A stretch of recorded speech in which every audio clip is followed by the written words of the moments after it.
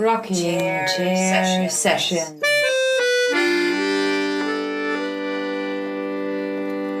With Elisa Di Battista and Maria Teresa Barber.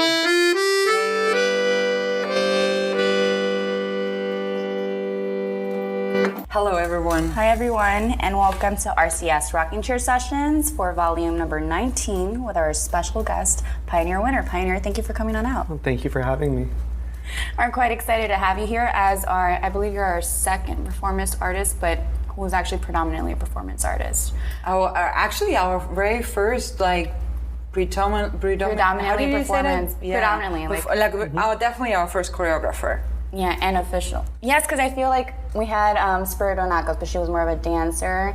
She danced ballet. That's true. Ballet. She was a dancer. More choreography and dance, and so that's quite exciting to have. But before we are going to talk about dance, I have one question because I did, of course, some research, and I saw that you had a master's in public health and epidemiology. Yes.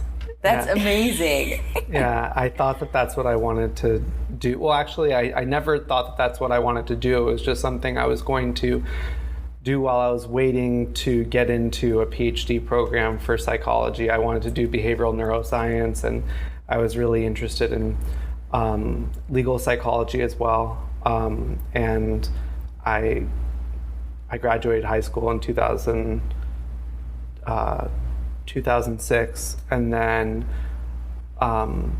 I had my bachelor's by 2007, so I felt like I was ahead and that I could just get this extra degree.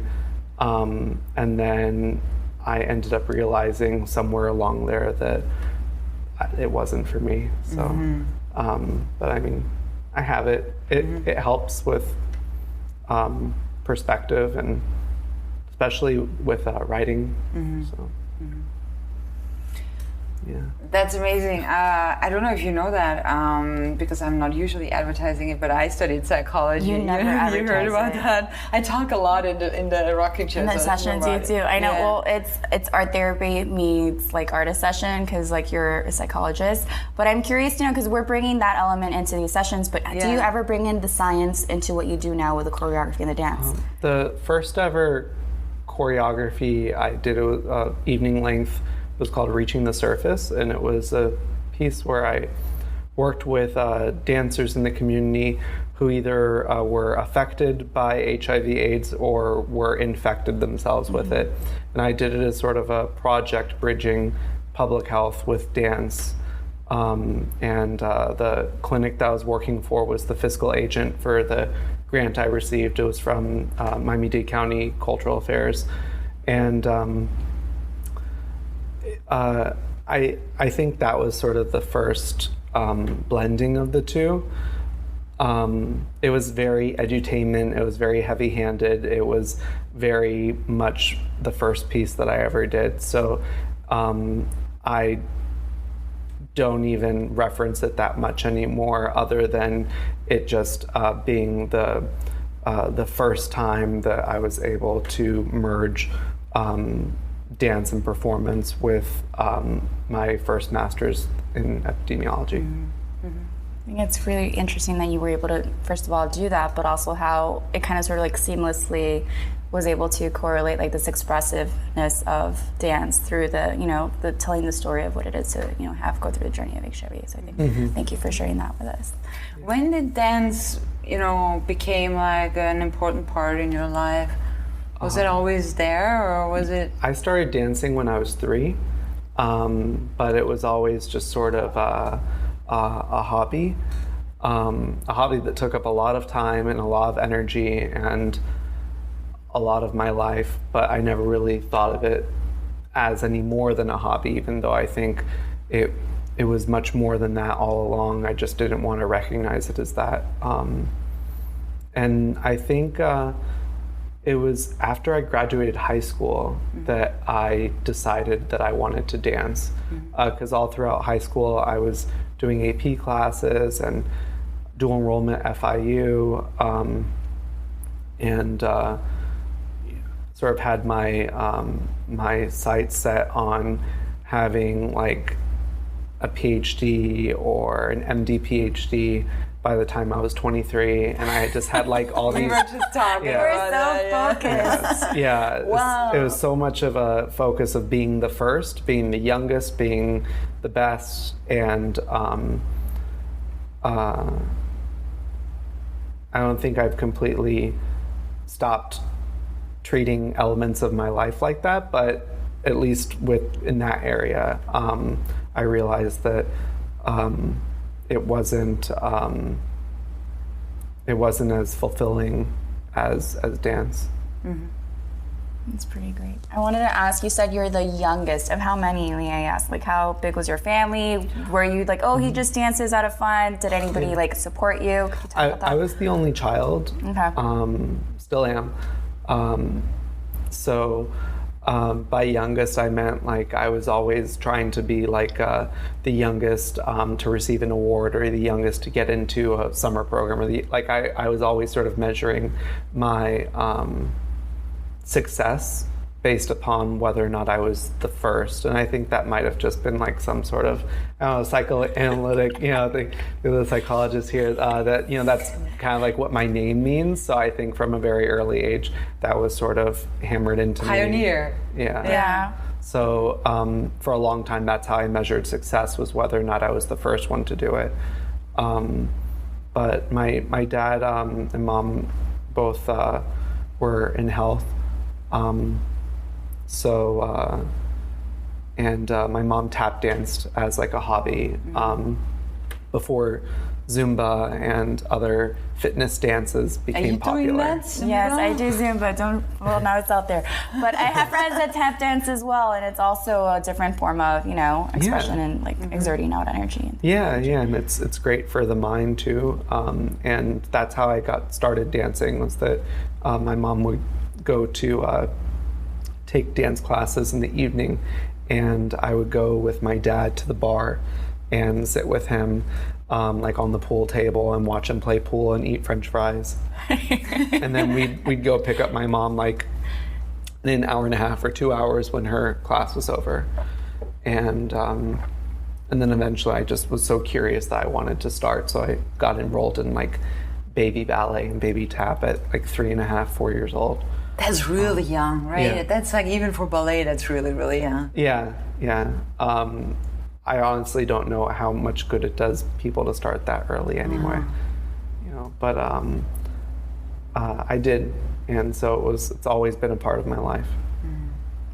And so was it always then more ballet, or did you branch out into more Contemporary, contemporary or postmodern or? Postmodern. I didn't start doing modern dance until high school, and I didn't start doing contemporary until after high school, when I joined a few different like pickup companies or project-based contemporary dance companies. But most of my training was like ballet, tap, jazz growing up, which is typical for like a recreational studio. And maybe that was why like I didn't attach to dance as like a career in my mind, just because I couldn't see how tap or how jazz could translate or be used to do what I wanted to do, or to make the sort of statement or changes I wanted to make as like a human being. And then it wasn't until I saw like contemporary dance and how just supple it is and how easy it is for it to be anything and to serve any purpose, then I was like, okay, this is an actual language. But before that, I didn't really see dance beyond just entertainment. Or exercises you would go just weekly with your mom, is something that's like more of a hobby, I guess. More lazy affair. I'm curious, you mentioned as a high school student, putting it out there, you're like, oh, I would do dual enrollment at FIU. So are you saying you're local, like official local, that you've never gone anywhere and you just stuck here in Miami? I'm third generation Miamian. Nice. Wow. Yeah, which I'm told That's like is a rare. unicorn. Yeah. And I went to FIU for dual enrollment. I got my bachelor's and master's there. And then I have like traveled a lot. Oh, that's exciting. and I've trained outside of the U.S. and I've trained outside of Florida. Did summer North Carolina School of the Arts. Residencies. Cool. Yeah, and residencies and all that. And I got my MFA from Jacksonville University. They have a residency program for working professionals where we would do 2 summers. We would go to White Oak up in Yulee, Florida, and it's an animal conservation center. It's very peaceful, except for the assignments.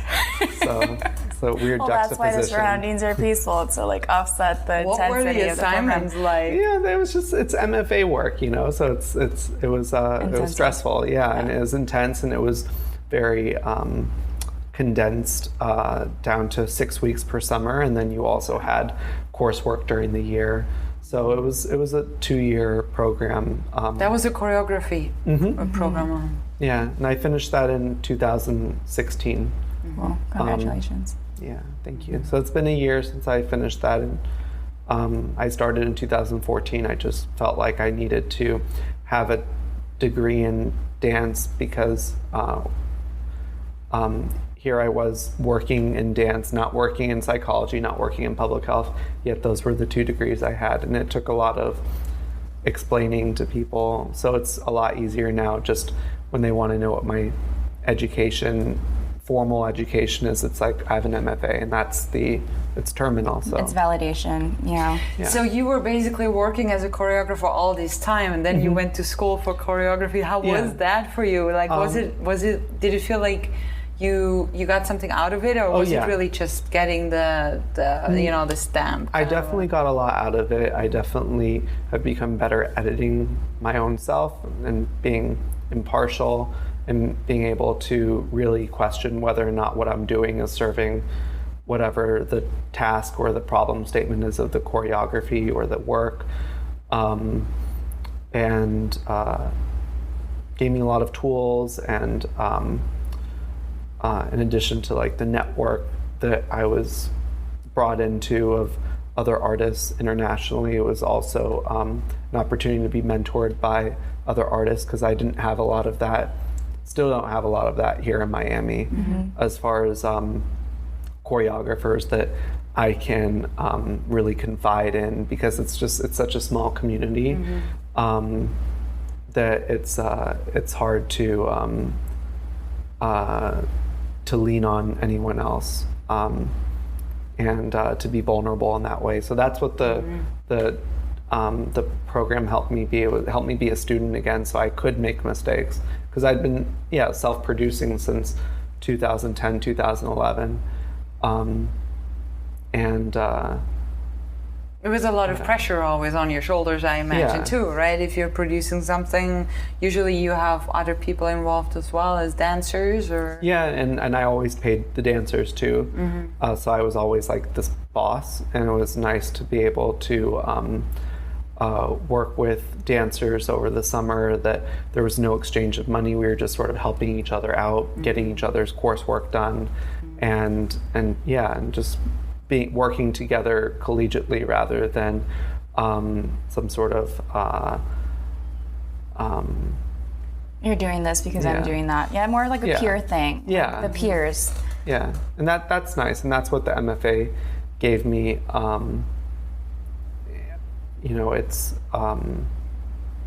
It's always hard to know like whether or not it's the time to do it or if it's needed, and it's definitely not for everyone, but I wanted to do it, and I'm happy I did. Okay. Do you still want to stay in contact with your community of artists that you met there, and maybe long distance? And I still Skype and Facebook, and we still have a text message thread going of like my cohort. There are 10 of us, and I still reach out to certain mentors I had. Time difference is sometimes difficult, you know. One of them, it was a time difference of like 15 hours or something. That's probably the maximum you can get on Earth, right? They were in Australia at the time. Oh, okay. Yeah. But the other one's in Berlin, and someone else is in Athens. Someone else is in London. So it can be complicated. but it's better than not communicating. No, certainly. I guess I want to ask, since you've mentioned you've done this residencies abroad and you've learned from different mentors throughout, like, the U.S. and the world, why stay in Miami? Why did you select, this is my home, I love it here. We're here too. Like, why Miami? Like, what about it you decided to just make it work? I think Miami is one of the few places where if you have an idea and you have the wherewithal to be able to formalize that idea and to really do it, there's not much standing in your way. There's not a whole lot of bureaucracy,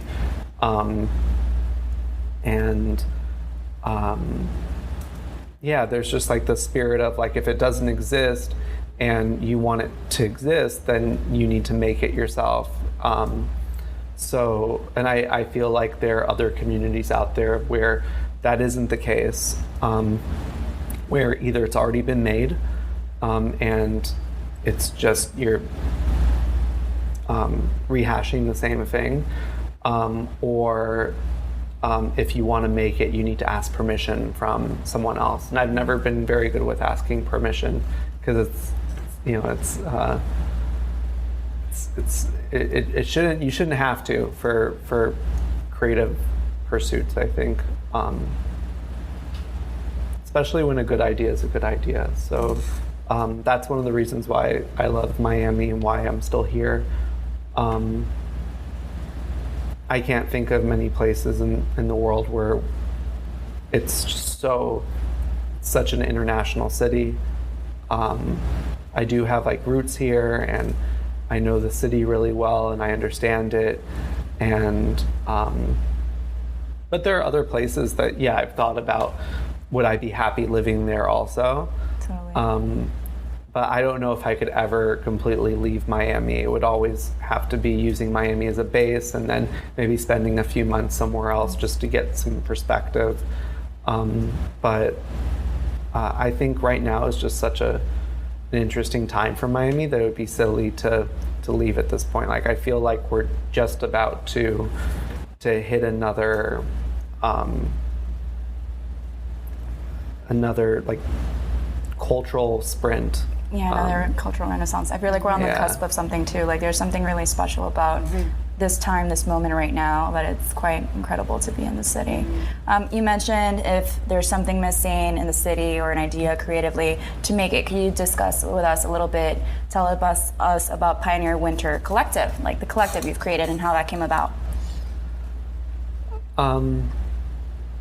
So I guess an example of something not existing and then wanting to make it had to do with my desire for mentorship of myself, not to mentor others. I think that's kind of happened naturally, but I was kind of like feeling selfish, and I was thinking like, I think I was maybe 26 at the time, and I realized that we didn't really have someone that, like, an authority on site-specific choreography in Miami.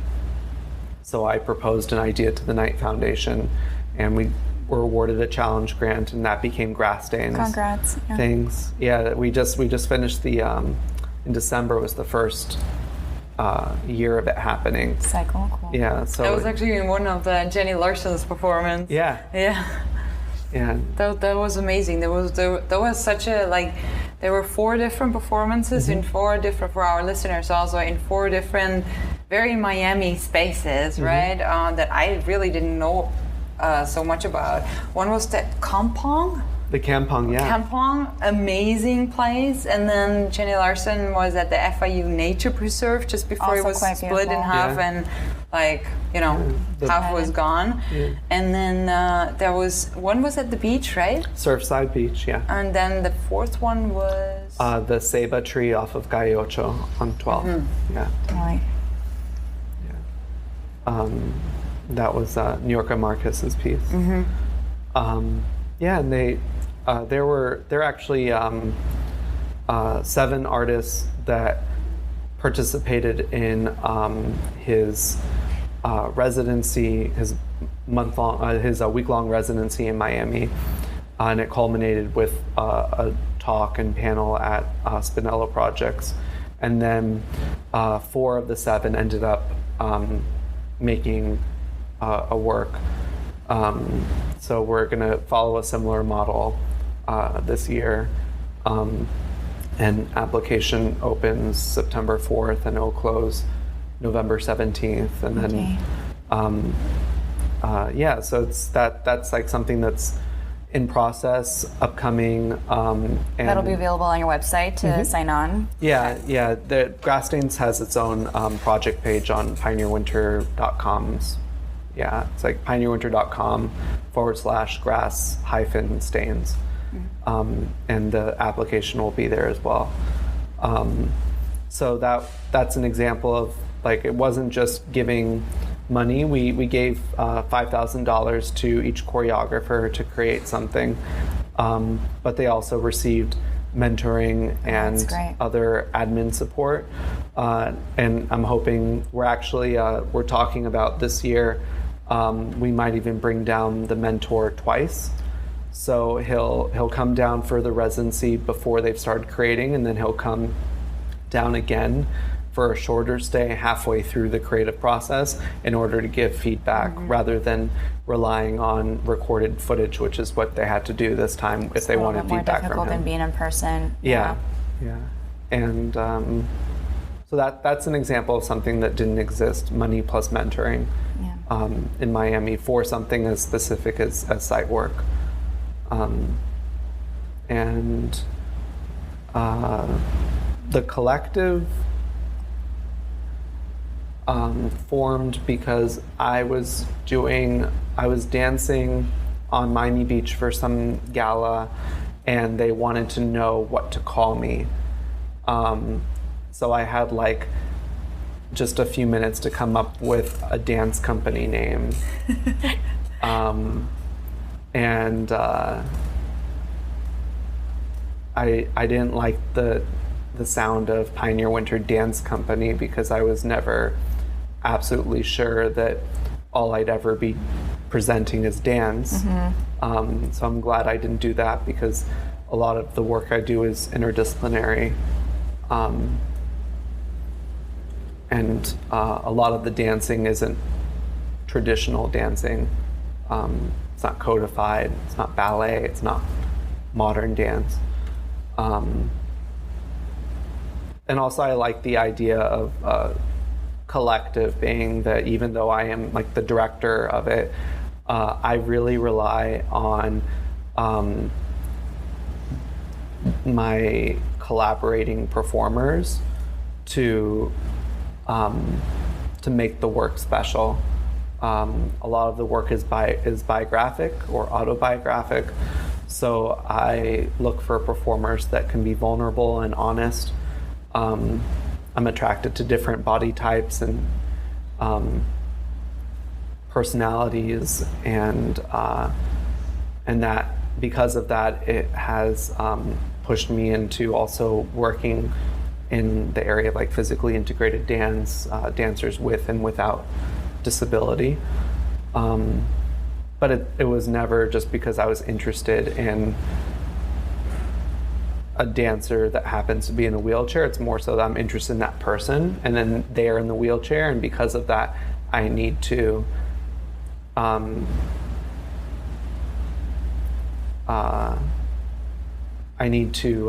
be ready to create work in a way that suits them and allows them to be their fullest self without feeling like they're limiting the choreography or I'm feeling limited by them, because at the end of the day I chose them. I wanted to work with them because I don't really do auditions or anything. Which I guess is different to the process, because normally when you think of choreography, you think of, I don't know, I picture like a lineup and Polaroids and, this dancer does this dancer does that. So you're more about meeting the individual and just harnessing their energy and seeing how that kind of sort of... And I never come up with choreography before the rehearsal. I usually improvise, come up with it on the spot. Sometimes that leads to frustration or like sort of hitting a wall, so to speak, if it's not coming, but because of different things I've learned and I've taught myself and I've come to understand with working with different people, there are ways to be able to circumvent some of those blocks. I normally start with with imagery or a concept, and then I select the dancers that I think, and by dancers I mean like performers in general, that I think would work well with that, and then I ask them if they're interested, and then we develop a schedule together, and we kick in the rehearsal process, which usually lasts between 3 and 6 months. That's pretty long. Which is actually very short compared to larger companies that have bigger budgets and are able to rehearse for longer. Sometimes works are in like a gestation period for up to 2 years. Wow. Before they're considered finished. Mm-hmm. So yeah, we work quickly because of our funding. It's always project-based. Mm-hmm. Mm-hmm. It's kind of nice though too that you have a goal and you have certain things that you have to achieve in a small time span, and so you kind of sort of knock it out. And it reminds me of like kind of sort of like the drive you had, like you were in, just going back, getting to dual enrollment, graduated within a year of graduating from high school. So you've always had this push, this inner drive, this self fulfilling, that you don't need somebody to be chasing you. Like you have certain goals that you just want to be met, and you just, you're very, I don't want to say clinical almost. How do you do that? I mean, I heard you just repeat that. How do you graduate a year after you graduated high school? Because in high school, sometimes you're permitted, if you want to go ahead and pioneer dual enrollment in AP classes. Yes. So you did so much college work in high school that you basically were almost done with college? I did APs in high school, and then I would go take evening classes at FIU, and then already in high school. Mm-hmm. Oh, and then when wow. I pretty much finished my psychology major actually. I should have in high school. Yeah, in high school. That's crazy. I should have done that. No, congrats. Wow.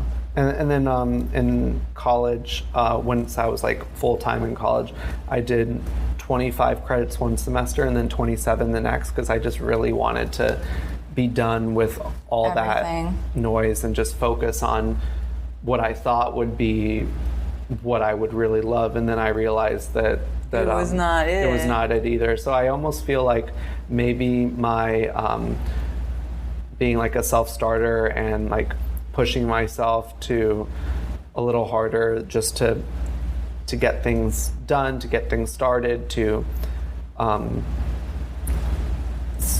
just so that I can feel like if I've made a really, really bad mistake, that I still have time to switch gears, to change directions without being really effective. Yeah. Most people lose 1 year anyways, and you just took that year in stride and graduated with something. So, yeah. Seriously. That's a really good like tactic, to just get a degree. Crank it out. So you can't say, well, I was just like, I'm sure your parents were happy you got the degree, and then you're like, well, now I'm going to do what I want to do. I know. Yeah, we still talk about that. You do? Yeah, my dad, I think, still would like me to have something more stable than being an artist, but Are you a full-time artist, or do you have a day job and then you do your artist as well? I'm in my 4th year now as a fellow teaching in the Honors College Department at FIU. Oh, congrats. That's pretty cool. So I teach 4 courses a semester, and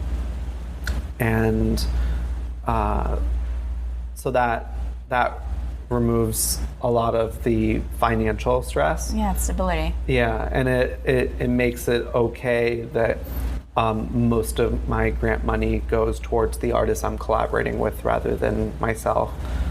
Because we've been really lucky and really fortunate with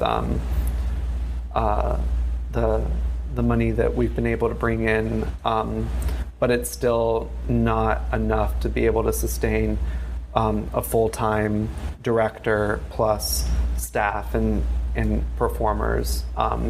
So this definitely is helpful. And it just adds another layer to my practice. Totally. Yeah, we've spoken to, I think, you're a 19th artist, a lot of people that don't freelance and do this full-time as an artist, whatever their craft may be, that having two jobs adds perspective to what they do in the studio, or what they do, for example, you're a dancer, what you do in your studio, and choreographer. Like, it doesn't hinder your practice. It kind of sort of just... It informs it, in some way. Yeah, that's unexpected. Maria, do you have a question? Because I have another one. Yeah, you have another one already? You first. Yeah. Always. Go ahead. I can wait. Okay. Well, I was curious because I know that with your project, Grass Stains, you're saying that you're going to continue on with this year. Do you have a certain vision long term as to how you want it to pan out, or you're just like living in the present, just looking at 1 year at a time, or is there like an overall program that you're like, oh, if we could find more funding, if it could be a more permanent thing? How do you feel about that? We could talk about that a little bit. Well, right now, with what I can handle myself, like, because I am the admin as well. Okay. I handle all the paperwork. Right now, the way we have it is that odd years are used for planning and selection of artists, and then the even years are used for the residency, the mentoring, and the performance itself. So 2018 will be the residency, the rehearsals, and the performances will take place October, November, December of 2018. If we were more robust, if the collective could handle more, every year would be great. We could collapse that year-long planning period. Right now, that year is necessary in order to secure funding for the next cycle. Too, every year. Yeah, it's a really good model, and nobody's doing it. No, it's so unique. So it would be really cool to replicate it in other cities, or to license out like the Grass Stains model and let other companies manage it themselves. Take it on. But yeah, it's all funding, and I think we need 1 or 2 more times of doing it ourselves here to work out the kinks. One of the challenges last time was just Grass Stains trying to be everything to everyone, and then we ended up falling short. So owning up to what the mentor's skill set is as choreographer and multimedia artist, as well as what my strengths are as a producer who doesn't produce that often. Mostly focus on my own work.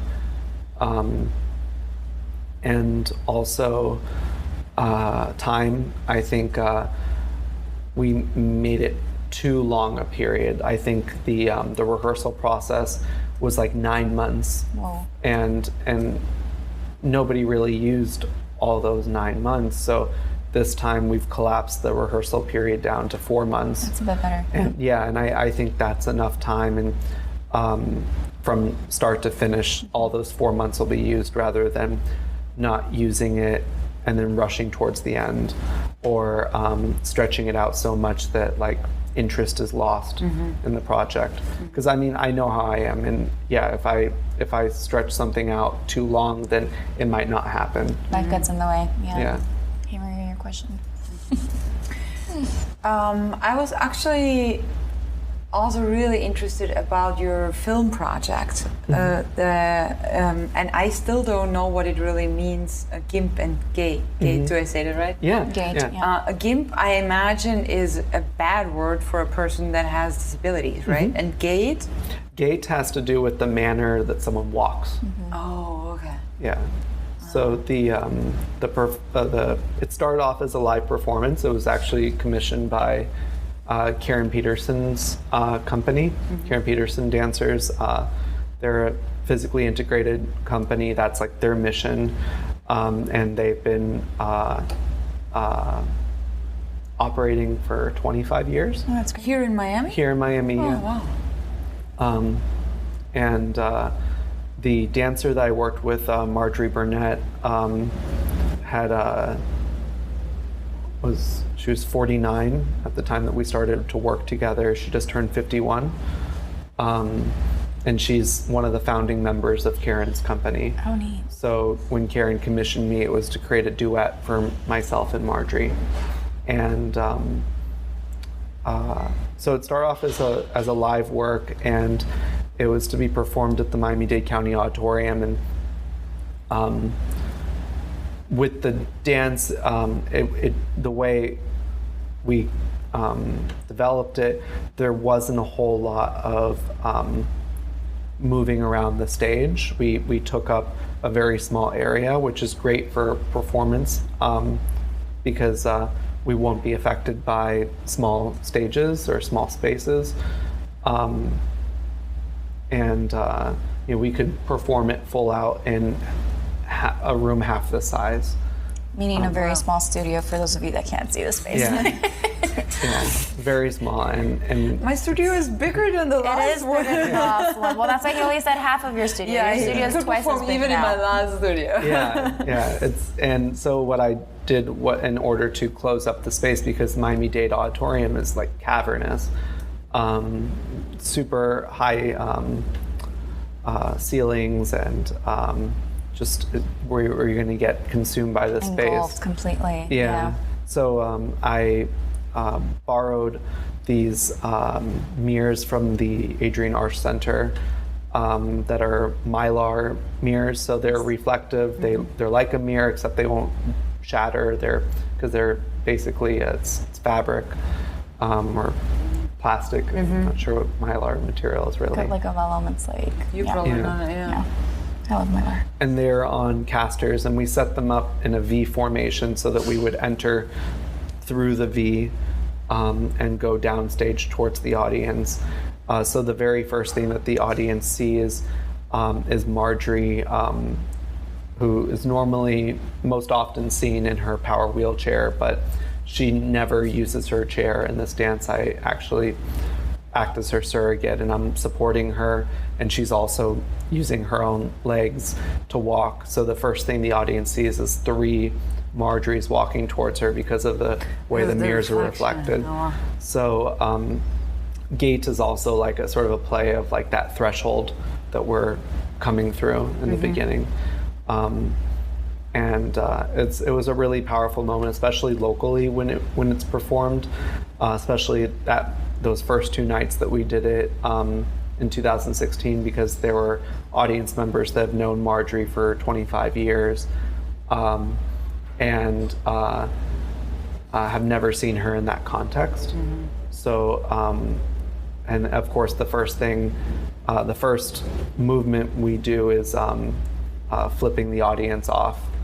And that was sort of playful way of being able to say, like, calm down, I'm fine, for Marjorie to be able to say that to the audience, because everybody's, of course, very worried. Concerned, yeah. Yeah, that she'll fall, that I'm not supporting her enough, that she's in pain. It's also the formation of her hand naturally is very similar to that. So we didn't have to really change or distort the shape of her hand to make the middle finger, because it was already kind of there, and then we just pronounced it more. Oh, that's what flipping off means. Yeah. Yeah, I do that when I'm driving sometimes. Yeah. I'm sorry. And her hands are very naturally like that. Oh, yeah, I think that's the hand she uses to manipulate her chair. So there's an extension in her middle finger that is really it's amazing. So all we had to do was modify it slightly and then turn the forearm. And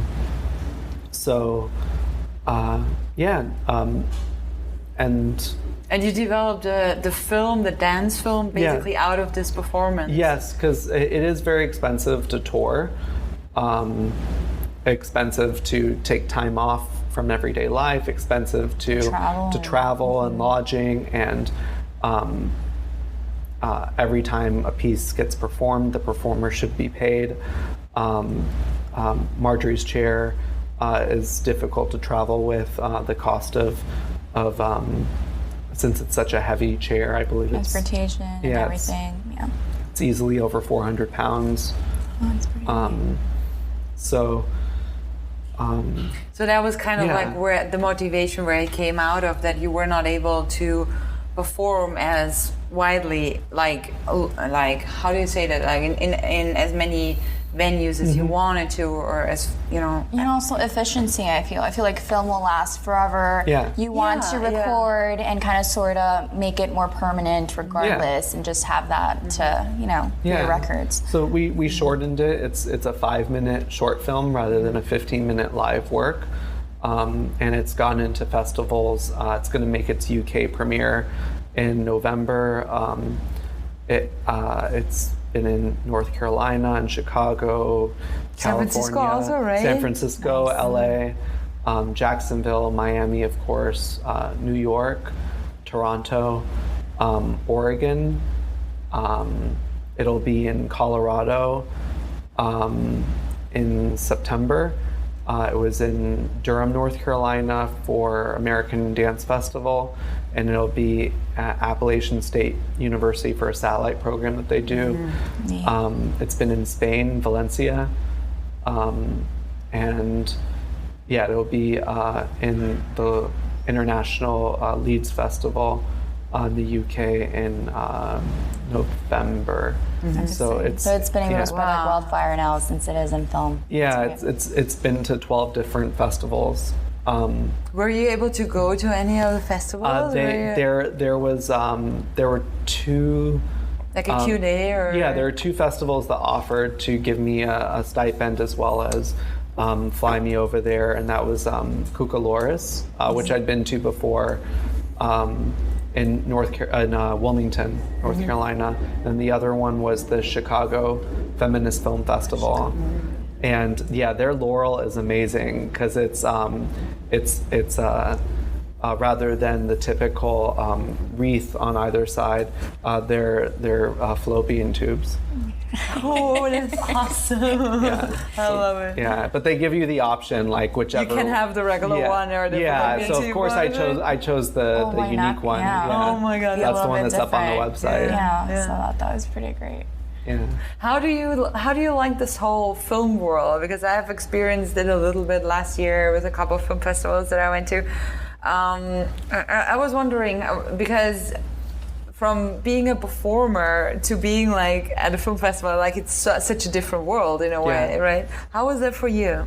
It's frustrating because when you create a film, it's over and there's nothing left that can be changed about it.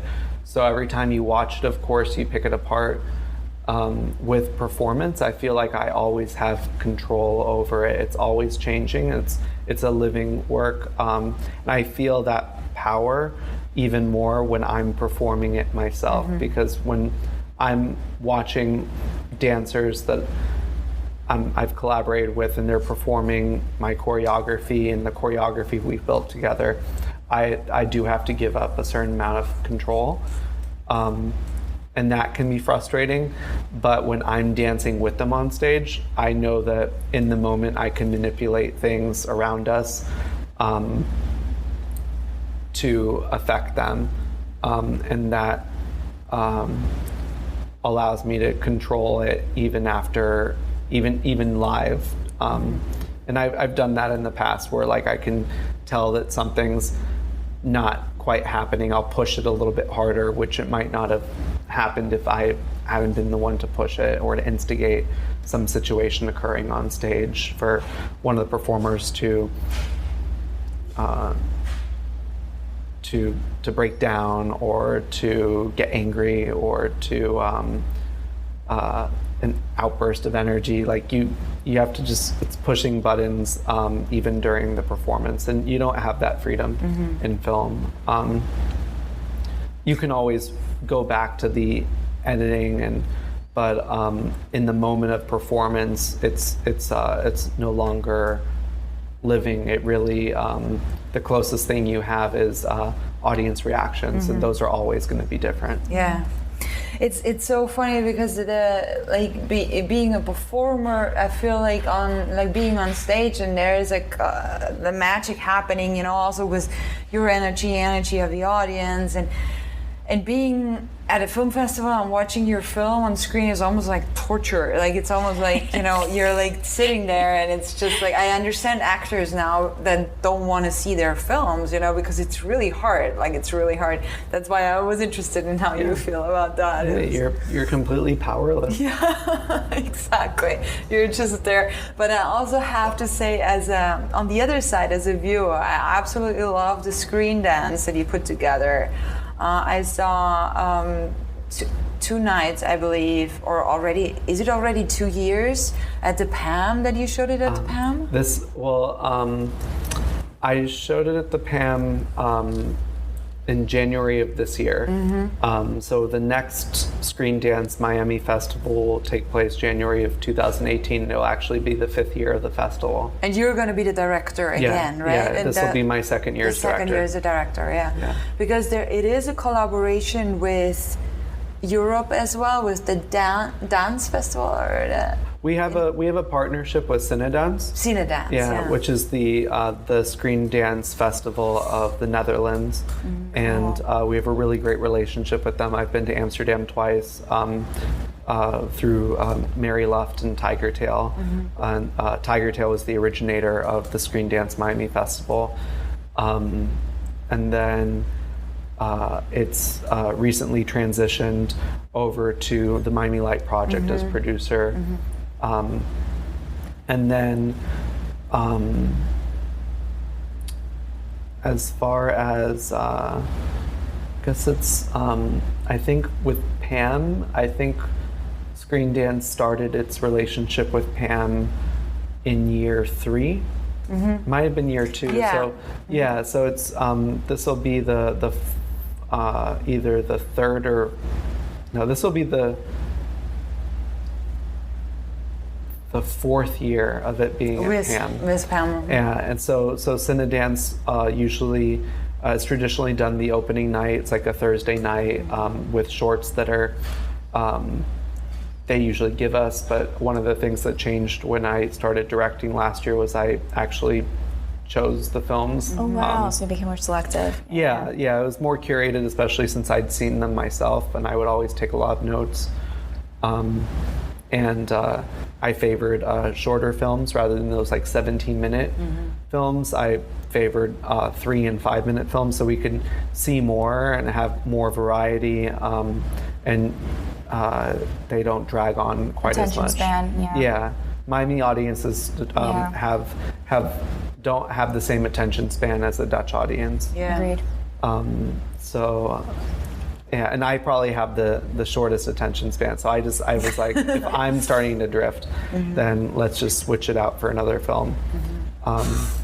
Okay. Are there any other projects that you would like to,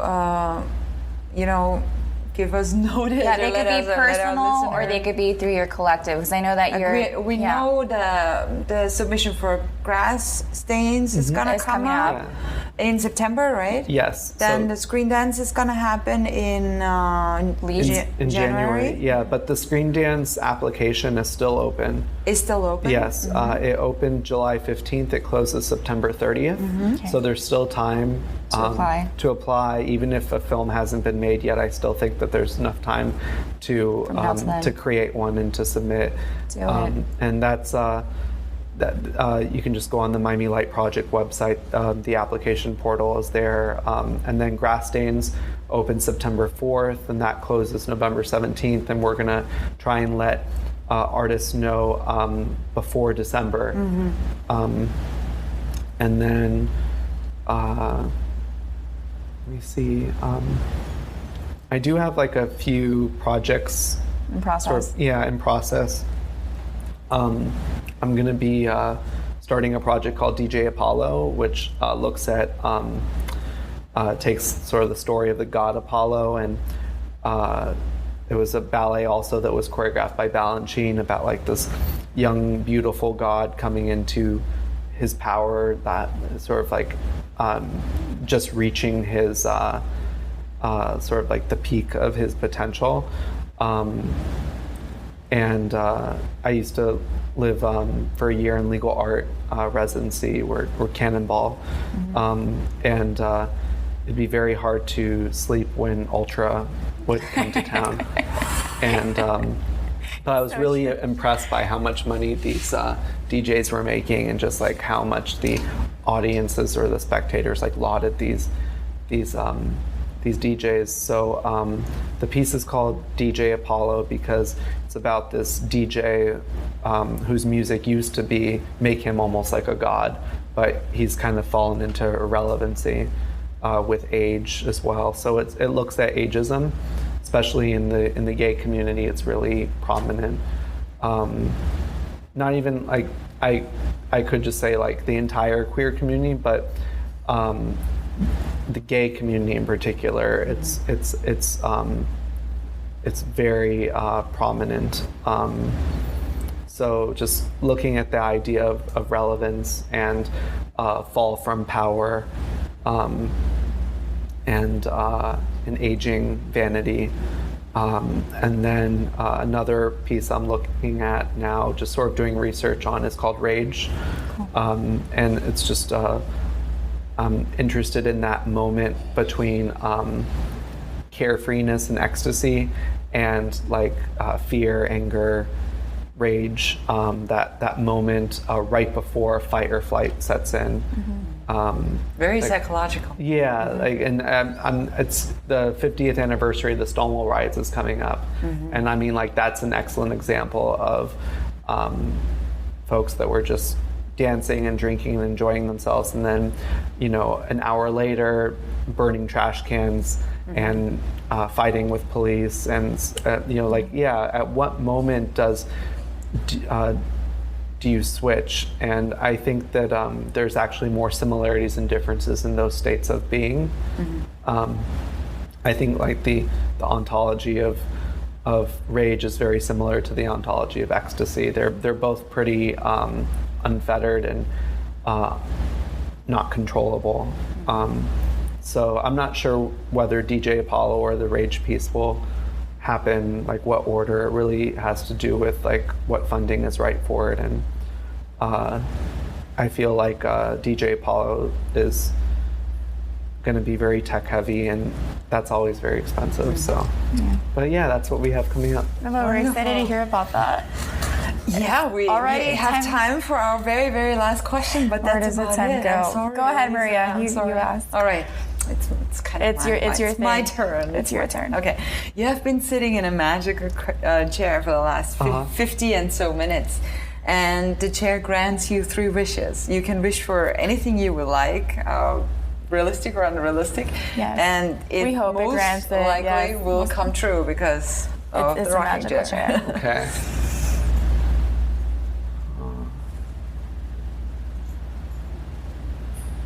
I love how you're generally thinking about these. You're like looking up and you're like, I'm starting to grow out my hair. I was doing a buzz cut for a really long time, and I'm growing it out so it can be as long as my dad's, which goes down to his shoulders. Stop. Wow. But his is all white. And I really want to do a piece with him where we both have long hair. So like I need it to hurry up and grow. Okay. So that's wish one. That's wish one. Wish one, growing hair. Got it. And then second would be for the funding needed to be able to produce as much as I want, and like as much as we've been talking about. So that's 2, funding. Hair, money. Hair, money. Funding. And let me see, the third one is I'd like to, I've been really lucky with being able to see a lot of the world and calling it work at the same time, and I'd like to do that even more. So travel, but at the same time, it's not travel while still working. Travel with a purpose. Travel with a purpose. There we go. So I like travel with a purpose, with long, luxurious locks, and and money for projects. And money for projects. Awesome. That's great. Thank you so much for coming out, you. Pioneer. Thank you, Pioneer. That was wonderful. Just really great to have you. I don't know, just been awesome. And thank you to all our listeners for tuning in again. Volume 19. Volume 19, and we're gonna have volume 20 next week with my good friend Chen Clay, who is gonna travel down from, you know her, right? Yeah. Who's gonna travel down all the way from Fort Lauderdale to meet with us. Still South Florida, but we'll consider Still her. South Florida. All right. Okay. Thanks again, Thank you. Pioneer. And we'll see you guys soon. Bye. See you guys next week. Bye bye.